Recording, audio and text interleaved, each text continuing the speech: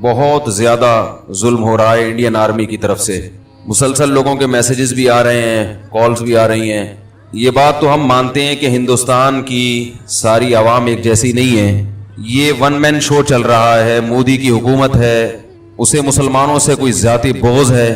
تو یہ ہندوستان کی عوام کا بھی فرض ہے اور پاکستان کی عوام کا بھی فرض ہے کہ وہ مودی کے خلاف احتجاج ریکارڈ کروائیں اور کشمیری بھائیوں کے ساتھ جو وہ ظلم ہو رہا ہے اس میں ان کے دکھ درد میں شرکت کا اعلان کریں. یہاں کی عوام کی بھی ذمہ داری اور وہاں کی عوام کی تو یہاں سے بھی زیادہ ذمہ داری ہے, کیونکہ یہ ون مین شو ہے. ایک شخص کی سیاست نے پورے مسلمان دنیا کو مقابلے میں لا کے کھڑا کر دیا ہے اور ایک شخص کی سیاست پورے ہندوستان کو بدنام کر رہی ہے. بہت زیادہ ظلم ہو رہا ہے, وہاں کی جو فوجی مداخلت ہے بہت زیادہ ہو رہی ہے. تو وہاں کی عوام کا تو زیادہ حق بنتا ہے کہ وہ احتجاج کریں حکومت کے خلاف کہ ہم کشمیریوں پہ یہ ظلم برداشت نہیں کریں گے. اور کم سے کم درجہ سوشل میڈیا پہ اس آواز کو بہت زیادہ اٹھایا جائے. جو ظلم اور بربریت وہاں ہو رہی ہے اس کی تصویروں کو زیادہ سے زیادہ شیئر کیا جائے تاکہ لوگوں کو پتہ تو چلے. کم از کم دعا کی جائے ان کے لیے اور ظالموں کے لیے ہدایت کی دعا کی جائے, اور یہ بھی دعا کی جائے کہ اگر وہ ہدایت کے قابل نہیں ہے تو اللہ ان کو تباہ و برباد کرے. یہ جو کہا جاتا ہے کہ ہمارے نبی نے کبھی کسی کے لیے بد دعا نہیں کی, یہ 100% غلط ہے. ہمارے نبی رحمت للعالمین تھے اور جو رحمت ہوتا ہے وہ ظالم کی ہلاکت ہی کی دعا کرتا ہے. حتی الامکان تو وہ کوشش کرتا ہے کہ ظالم راہ راست پر آ جائے. اگر ظالم راہ راست پر نہیں آتا تو ظالم کی ہلاکت کی دعا کرنا عین رحمت ہے. اگر آپ اس کی ہلاکت کی دعا نہیں کریں گے تو اس کا مطلب آپ یہ تو برداشت کر رہے ہیں کہ مظلوم پٹتے رہیں اور ظالم کو کچھ بھی نہ ہو. تو یہ جو آج نبی صلی اللہ علیہ وسلم کا ایک تصور پیش کیا گیا ہے نا کہ نہیں کسی کے لیے بد دعا نہیں, سب کے لیے محبت, سب کے لیے نرمی, نا نا نا نا نا نا. اسلام ایک دین فطرت ہے, وہ کبھی فطرت کے خلاف بات نہیں کرتا. دیکھیے نبی صلی اللہ علیہ وسلم نے ایک جاسوس کو پکڑا جنگ کے دوران. بھائی اس کو صحیح کر دو اللہ کا واسطہ یار, مائک کی آواز کم ہوتی ہے تو مجھے چیخنا پڑتا ہے, پھر سارا وہ دماغ کم استعمال ہوتا ہے, زبان زیادہ استعمال ہوتی ہے. ابھی ہے کوئی اندر گھسا ہوا ہے, کوئی بندہ ہے اندر؟ چلو اپنا ہی آدمی ہے. تو نبی صلی اللہ علیہ وسلم نے ایک جاسوس کو پکڑا, جاسوسی کرنے آیا ہوا تھا. آپ نے اس کو پکڑ کے حکم دیا اس کی گردن اڑا دو. ظاہر ہے جاسوس کی تو یہی سزا ہے, یہاں کے راز فاش کرے گا, نقصان پہنچائے گا اپنے ساتھیوں کو. وہ بڑا گڑ گڑانے لگا, رونے لگا, مجھے معاف کر دیں, میری 6 بیٹیاں ہیں, بیٹیوں کا واسطہ دینے لگا, وہ یتیم ہو جائیں گی, کیا بنے گا ان کا. آپ صلی اللہ علیہ وسلم نے اسے چھوڑ دیا. کچھ دنوں بعد دوبارہ پکڑا گیا, وہ کمبخت دوبارہ گرفتار ہو گیا. وہی کہا, حالانکہ نبی نے تو احسان کر کے چھوڑا تھا, دوبارہ آ گیا. تو آپ صلی اللہ علیہ وسلم نے حکم دیا اڑا دو اس کی گردن. پھر رونے لگا کہ آپ تو رحمت ہیں, میری 6 بیٹیاں ہیں. اس دفعہ آپ نے ترس نہیں کھایا بلکہ فرمایا لا یلدغ المؤمن من جوہر مرتین, مومن ایک سوراخ سے 2 دفعہ نہیں ڈسا جاتا. سمجھ میں آ رہی ہے کچھ کہ نہیں آ رہی ہے؟ مومن ایک سوراخ سے 2 دفعہ, تبھی کہتے ہیں نہ اپنے آپ کو اتنا میٹھا بناؤ کہ ہر ایک نگل لے, نہ اتنا کڑوا بناؤ کہ لوگ تھوکنا شروع کر دیں. اعتدال کی راہ, ایک دفعہ چھوڑ دیا, ایک دفعہ معاف کر دیا. دوبارہ اگر آپ صلی اللہ علیہ وسلم اس کو معاف کرتے تو یہ اپنے ساتھیوں کے ساتھ زیادتی تھی. کس کے ساتھ زیادتی تھی؟ بولو نا بھائی, اپنے ساتھیوں کے ساتھ. کہ جو 2 دفعہ غلطی کر سکتا ہے وہ تیسری دفعہ بھی تو کر سکتا ہے. اگرچہ اس بات کا امکان ہے کہ اب اس نے سچی توبہ کر لی ہو, لیکن ہم عالم الغیب نہیں ہیں, اس کا بھی امکان ہے کہ جھوٹی توبہ کی ہو. تو معاملہ رسک کس کا ہے بھائی؟ اپنے ساتھیوں کا. ہمارے ساتھیوں کو قتل کروائے گا, ان کو نقصان پہنچائے گا. تو اب رحمت للعالمین کی رحمت اس بات کا تقاضا کرتی ہے کہ اپنے ساتھیوں پر رحم کیا جائے اور ایسے جاسوسوں کو نہ چھوڑا جائے. معاملات میں بھی ہم یہی کہ تو کشمیریوں کے ساتھ یکجہتی, وہ بھی ہمارے بھائی ہیں اور خاص طور پہ زیادہ تر اس میں کلمہ گو ہیں, اور ظلم بھی زیادہ تر کلمہ گو مسلمانوں پر ہی ہو رہا ہے, چاہے وہ انڈیا کے ہی کیوں نہ ہو, مقبوضہ کشمیر کے ہی کیوں نہ ہو. اور انڈیا کا تو ویسے بھی کشمیر پر ناجائز دعویٰ ہے, آج تک وہ حل نہیں ہوا. تو یہ ہمارا فرض بنتا ہے کہ ہم سوشل میڈیا پہ جتنی آواز ان کے حق میں اٹھا سکتے ہیں اٹھائیں. اور مودی کے خلاف, میں مودی کا لفظ اس لیے ذکر کر رہا ہوں کہ ہندوستان کے سب لوگ مودی کے ساتھ نہیں ہیں. تو آپ ایسا نہ ہو کہ ایک جنگ شروع ہو جاتی ہے, انڈیا کے جو لوگ ہیں چاہے وہ ہندو ہیں یا مسلم, ان کو لوگ برا بھلا کہنا شروع کر دیتے ہیں.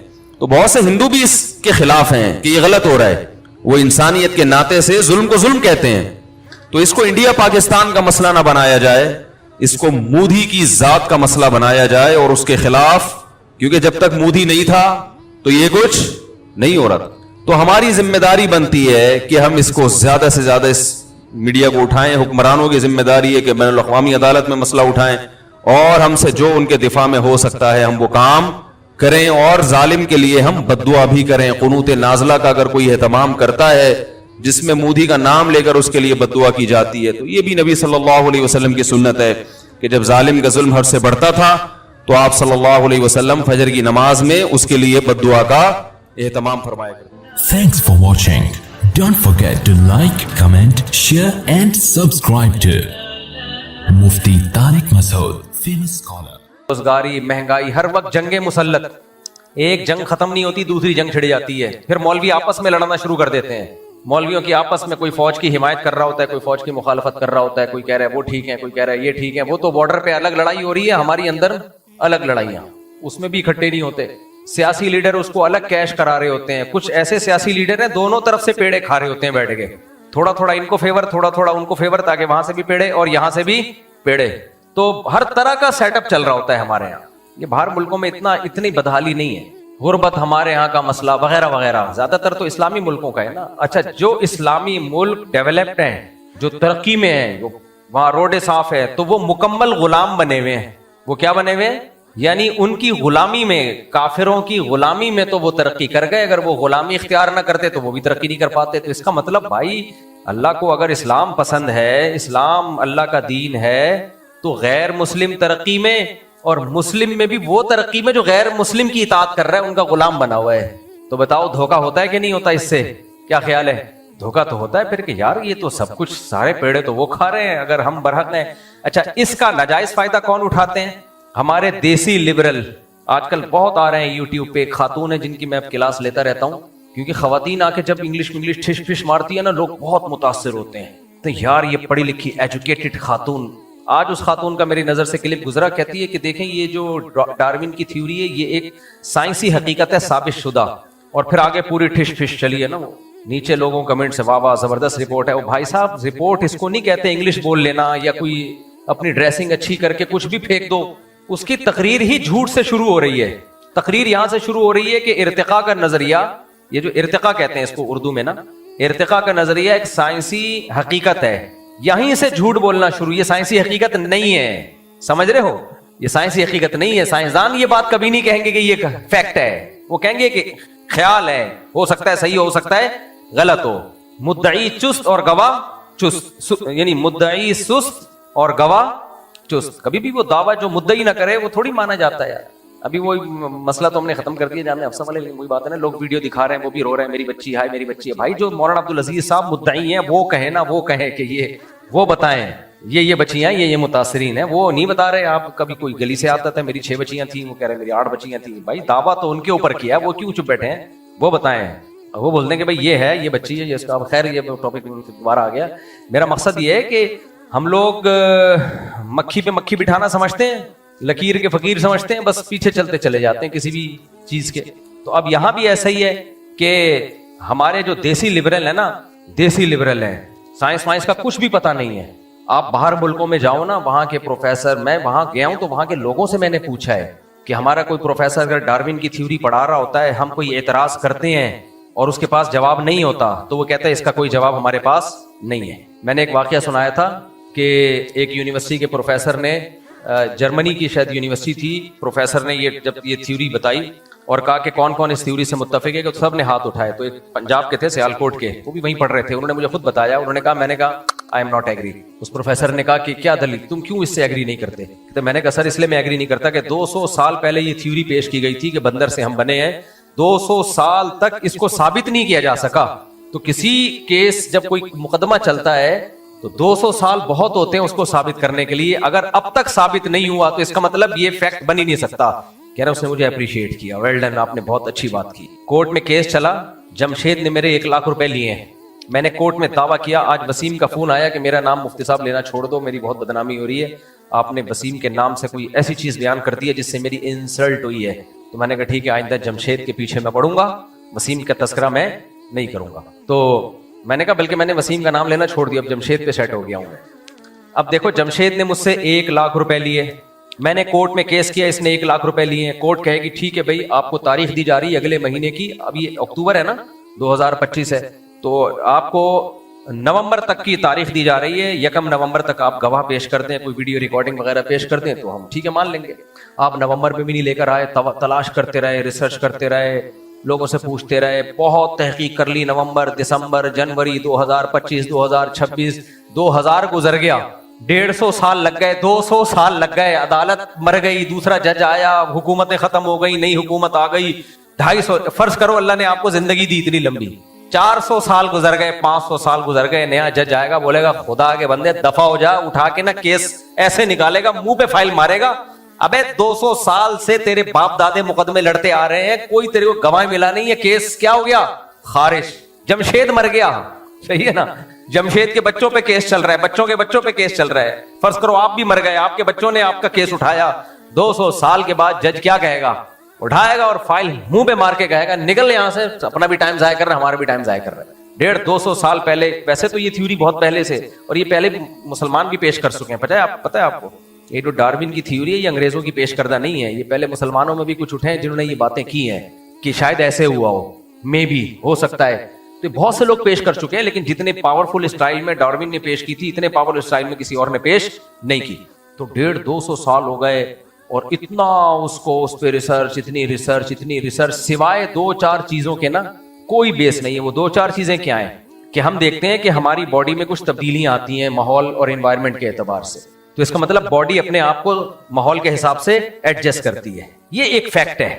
لیکن اس فیکٹ یہ تو خدا کی قدرت ہے کہ اللہ نے انسانیت کی نسل کی بقا کے لیے یا جانوروں کی نسل کی بقا کے لیے ان میں فلیکسیبلٹی رکھی ہے, لچک رکھی ہے کہ وہ ماحول کے حساب سے اپنے آپ کو چینج کرتے ہیں, ایڈجسٹ کرتے ہیں. آپ کو پتا ہے جن علاقوں میں بہت کم پانی ہوتا ہے نا, ریگستانی علاقے, ان کی باڈی کو زیادہ پانی چاہیے ہی نہیں, ان کی باڈی اس حساب سے سیٹ ہو چکی ہے. اور جن علاقوں میں آبشاریں, پانی کے چشمے, ان کی باڈی میں پانی کی کمی کا خطرہ زیادہ ہوتا ہے, انہیں پانی نہ ملے. ایک ڈاکٹر کی میں نے رپورٹ دیکھی, بڑے اچھے ڈاکٹر ہیں, انہوں نے بتایا کہ دو یعنی پرندوں پہ تجربہ ہوا, کچھ پرندوں کو بہت پانی پلایا گیا, کچھ پرندوں کو آہستہ آہستہ کہ بس مرے نہیں, ایسے ماحول میں رکھا گیا, اتنا پانی پلایا گیا ان کو. جب تحقیق کی تو جن کو کم پانی پلایا گیا تھا ایک طویل عرصے تک, ان میں پانی کی کمی نہیں تھی, اور جن کو بار بار پانی پلایا گیا ہے, بار بار پانی پلایا گیا ہے, ان کو تھوڑا سا پانی جب کم کیا گیا تو ان کی باڈی میں پانی کی کمی ہو گئی. تو یہ اللہ کا بنایا ہوا نظام ہے کہ باڈی کو زندہ رکھنے کے لیے نا باڈی ایڈجسٹ کرتی ہے اپنے آپ کو ماحول کے اعتبار سے. لیکن میرے بھائی اس پہ کتنا بڑا مفروضہ قائم کر لینا کہ ایک سیل دنیا میں آیا, پھر اس نے ماحول کے حساب سے ایڈجسٹ ہونا شروع ہوا, اس میں ماحول کے حساب سے آنکھیں نکل کے آ گئیں, ڈیجیٹل کیمرے فٹ ہو کے آ گئے, ناک نکل آئی, زبان نکل آئی, دانت نکل آئے. یہ بہت بڑی پھینکنے والی بات ہے, اور یہ کبھی بھی قابل قبول نہیں ہے. کتنا بڑا سائنٹسٹ یہ بات کر لے, نا ایسا ایوالو ہو کے آنکھ, ناک, کان کروڑوں کھربوں سال میں بھی نہیں ہو سکتا, امپاسبل. اور مرد الگ بن رہا ہو, عورت الگ بن رہی ہو, اور دونوں کا ملاپ سے بچہ پیدا ہو رہا ہو, اور ملاپ کا مقصد اپنی خواہش پوری کرنا ہو, اس کے نتیجے میں قدرت یہ کام لے رہی ہے کہ نسل بڑھ رہی ہے. یہ سمجھ میں آنے والی باتیں نہیں ہے. میں بار بار یہ ڈارون پہ رد کیوں کرتا ہوں؟ دیکھو نبی صلی اللہ علیہ وسلم اور صحابہ کرام کی سیرت, پچھلے پیغمبروں کی سیرت میں ہمیں کیا بات ملتی ہے؟ انہوں نے وقت کے بتوں کے خلاف آواز اٹھائی ہے. کیا خیال ہے؟ نوح علیہ السلام جب آئے انہوں نے کہا یہ ود, سوا, یغوث, یعوق, نصر, یہ 5 بت ہیں, ان کو چھوڑ دو. 950 سال ان بتوں کے پیچھے پڑے رہے ہیں. کیوں؟ نوح علیہ السلام کو پتا تھا جب تک ان بتوں کی محبت دل سے نہیں نکلے گی, خالق کی محبت دل میں بولو نہیں آئے گی. نوح علیہ السلام کے دور کا جو بت تھا وہ 5 بزرگ تھے جو اللہ والے تھے, نیک لوگ تھے. ان کے انتقال کے بعد لوگوں نے ان کی مورتیاں بنا لی اور کہا یہ چونکہ اللہ کے نیک بندے ہیں, یہ تو دنیا سے چلے گئے, یہ دنیا سے چلے گئے, اب ہم ان کی مورتیاں بنا کے ان کی عبادت کریں گے. تو راضی کون ہوگا؟ اللہ. ان کی عبادت سے کون خوش ہوگا؟ اللہ. ان کے سامنے جھکیں گے, خوش کون ہوگا؟ اللہ, کہ میرے نیک بندوں کے سامنے جھک رہے ہو. اس سے ان کے دلوں میں محبتیں اللہ کے بجائے کس کی پیدا ہو رہی ہیں؟ ود, سوا, یغوث, یعوق, نصر کی, ان بتوں کی محبتیں پیدا ہو رہی ہیں. نوح علیہ السلام نے 950 سال لگا دیے ان بتوں کی محبت نکال کے ان کی نفرت ان کے دل میں ڈالنے میں. کہ یہ پتھر ہیں جس کو اپنے ہاتھ سے بناتے ہو وہ کبھی بھی معبود نہیں ہو سکتا. وہ کہتے تھے اللہ نے ان کو اختیارات دے دیے ہیں. کہ اس کی کیا دلیل ہے کہ اللہ نے اختیارات دے دیے؟ کہہ رہے ہیں ہمارے سب لوگ یہی کہہ رہے ہیں. اس سے پتہ چلتا ہے یہ سب لوگ جو کہہ رہے ہوتے ہیں نا ضرور نہیں ہوتا کہ یہ صحیح ہو. سب لوگ کہہ رہے ہیں تو یہ صحیح ہوگا. بعض دفعہ کچھ لوگ کہہ رہے ہوتے ہیں لیکن وہ تحقیق سے کہہ رہے ہوتے ہیں, وہ صحیح ہوتا ہے. جو سب لوگ کہہ رہے ہوتے ہیں وہ سب کہہ ہی سنی سنائی باتیں پارسل کر رہے ہوتے ہیں, مارکیٹ میں چلا رہے ہوتے ہیں. تو سب کے کہنے سے تھوڑی ہوتا ہے. تو پیغمبروں نے کیا کیا, ان بتوں کی محبت ان کے دلوں سے نکالی ہے, کیونکہ ان کو پتا تھا کہ جب تک یہ نہیں نکلیں گے خدا ان کے دلوں میں نہیں. وہ خدا کو تو مانتے تھے, وہ مانتے تھے کہ کسی ایک نے بنایا ہے. جب اس نے بنایا ہے تم یہ مانتے ہو تو اس کے سامنے کیوں نہیں جھکتے؟ کہتے ہیں اس نے بنا کے جب ان کو بٹھا دیا اپنا نمائندہ بنا کے تو ان کے سامنے جھکیں گے. تو انبیاء کہتے تھے اس نے کب کہا کہ میں نے ان کو اپنا نمائندہ بنا دیا زمین میں؟ اس نے کب کہا یہ؟ تو کہتے تھے سارے باپ دادا یہی کہتے آ رہے ہیں. تو کیا کہا انبیاء نے؟ اولو کان آباؤہم لا یعقلون شیئا ولا یہتدون. تمہارے باپ دادا اگر غلط بات کو فالو کر رہے تھے تو تم بھی ابا دادا کے کو فالو کرو گے. تو باپ دادا کے جو دلیل تمہارے غلط ہونے کی ہے وہی تمہارے باپ دادا کے غلط ہونے کی ہے. انا وجدنا آباءنا کذالک یفعلون. ہم نے اپنے ابے کو دیکھا, ابا بھی ہمارے یہی کر رہا تھا, دادا بھی ہمارا. یہ اس زمانے کی بات تھی. اچھا پہلے لوگ نا باپ دادا کا تذکرہ کرتے تھے کیونکہ جب تک انسان فطرت پہ تھا نا باپ کو فالو کرتا تھا, دادا کو فالو کرتا تھا. ٹیکنیکل پوائنٹ کی بات آ رہی ہے بیچ میں پارسل کر دیتا ہوں میں. میری عادت ہے بیان سے ہٹ کے جب کوئی بات آتی ہے اور پوائنٹ کی بات دماغ میں آتی ہے تو میں اس کو مارکیٹ میں لانچ کر دیتا ہوں. دیکھو یہ دور ہے فیمنزم کا. یہ کس کا دور ہے؟ خواتین کے حقوق اسلام نے بہت زیادہ دیے ہیں, ہمیں ان حقوق کو ماننا چاہیے, ان حقوق کو عورتوں کو حقوق دینے چاہیے. لیکن جو فیمنسٹ عورتیں ہیں نا وہ خواتین کے حقوق کا لیبل لگا کے مردوں کی کیا کر رہی ہیں؟ واٹ لگا رہا. اس کی مثال ایسے ہے, بچوں کے حقوق اسلام نے بھی بتائے.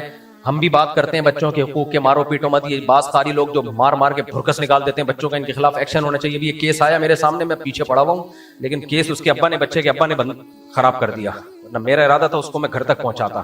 ایک قاری نے بچے کو مارا, جان سے ہی مار دیا. بچے کے پیٹ میں مکہ مارا, اتنی زور سے تھپڑ یا مکہ مارا کہ اس کے گردوں تک اثر پہنچا اور بچے کی ڈیتھ ہو گئی. ہمارا شاگرد گیا جنازے میں نے وہ گیا, پوری ویڈیو بنا کے لایا کہ بچے کو قاری نے, سارے محلہ گواہی دے رہے ہیں. بچے کے ابا کو پتہ نہیں کوئی دھمکی تھی یا قاری صاحب سے ترس آ گیا ان کو کہ بیچارے نے جان کے تو نہیں کیا, جا کے تھانے میں بیان دے دیا کہ نہیں یہ تو بیماری سے مرا. جھوٹا بیان دے دیا, یعنی وہ بے وقوف بنایا بچے کے باپ کو نا. اب ہمیں تو پوری صورتحال معلوم ہے کہ بچے کو مارا ہے اس قاری نے, اور پہلے بھی ایک رپورٹ ہے اس مدرسے کی. میں نے اپنے جس شاگرد کو کہا تھا نا کہ جاؤ, میں نے کہا آستین چڑھائی, میں نے کہا میں جاتا ہوں سالہ, میں ولاگ بناتا ہوں اس مدرسے کا, اس کو بند کروا کے چھوڑوں گا میں. یہ ہم کیوں ان مولویوں کا دفاع کریں یار, 2 نمبر قسم کے مولانا لوگ. بچہ مار دیا, اپنے بچے کو سامنے رکھ کے سوچو یار. اب کیس اس لیے خراب ہو گیا کہ باپ ہی جب بیان دے کے آ چکا ہے تھانے میں تو اب ہمارے پاس کرنے کو رہ کیا گیا. تو میں نے کہا یار اس کے باپ سے تو جو ملاؤ, میں کہوں گا تیرے خلاف تو کیس ہونا ہی چاہیے. یہ ہے اندھی عقیدت جو مذہبی لوگوں میں ہوتی ہے کہ جی قاری صاحب ہیں بیچارے, قرآن پڑھا رہے ہیں, نیک آدمی ہیں, غلطی ان کی, قاری کی نیت تو نہیں تھی بچہ مارنے کی, میں بھی یہی کہہ رہا ہوں نیت نہیں تھی اس کی, تو نیک آدمی ہے بیچارہ, شریف انسان ہے, میرے بچے وہ تو وہی ہے جو سیکھا ہوا ہے کہ جس کی موت جس ٹائم پہ لکھی ہوئی ہے موت تو آنی ہے. اب وہ بیچارہ باپ دیہاتی آدمی ہے, پڑھا لکھا نہیں ہے, وہ اس طرح کی باتیں کر کے کہ بس غم میں صبر کرو, اس کو تو لارے لپے بھی دے دیے ہوں گے نا چکنی چپڑی باتیں کر کے, وہ چپ ہو گیا. میں نے کہا میں اس کے باپ کو جا کے سمجھاؤں کہ وہ قاتل ہو نہ ہو تو ضرور قاتل ہے. تیرے بچے کو مار دیا اور جان سے مار دیا, وہ بچہ بھی قیامت کے دن پوچھے گا ابا میرے قاتل سے انتقام تو لیتے کم از کم, تاکہ یہ سلسلہ رکتا تو صحیح. لیکن یہ ہے کہ ابا ہی, تو ظاہر ہے جب ابا ہی پیچھے ہو تو پھر آپ جب جا کے کچھ کرو گے تو لوگ تو ہمارے خلاف اسکینڈل بنا دیں گے نا. لوگ کہیں گے مفتی صاحب کوئی ذاتی دشمنی نکال رہے ہیں, تو پھر میں پیچھے ہٹ گیا. میں نے کہا کیا کر سکتے ہیں, تو ورنہ میرا ارادہ تھا میں جا کے طبیعت ہری بھری کر دوں, کہ گواہ بہت ہیں, لیکن مدعی باپ ہے. جب تھانے والا بھی کہے گا, جب باپ ہی آگے نہیں آ رہا, کورٹ بھی کہے گی بھائی تو, کیونکہ یہ کیس کی میں دعوے دار ماں باپ ہوتے ہیں, جب وہی نہیں ہے تو پھر کیا رہ گیا. تو ہم بھی آواز اٹھاتے ہیں جو قاری بچوں کو مارتے ہیں. میں نے بتایا تھا نا اس زمانے میں, یہ یاد رکھو, میں اس میں کسی سے ڈرتا نہیں ہوں کیونکہ مجھے پتا ہے یہ قاری لوگ میرے خلاف ہو جائیں گے. ہمیں تو اللہ کا شکر ہے اب اتنی مخالفت ہو گئی ہے کہ اب امیون سسٹم ہمارا اور مضبوط ہو گیا ہے.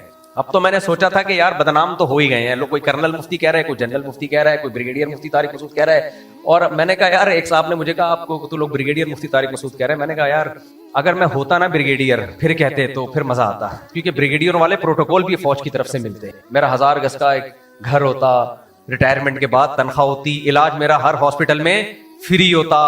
کیا خیال ہے, لقب مل گیا بریگیڈیئر والا, لیکن जो बेनिफिट्स मिल रहे हैं वो अंडा मोड़ वाले मिल रहे हैं बेनिफिट्स मिल रहे हैं वो कौन से मिल रहे हैं?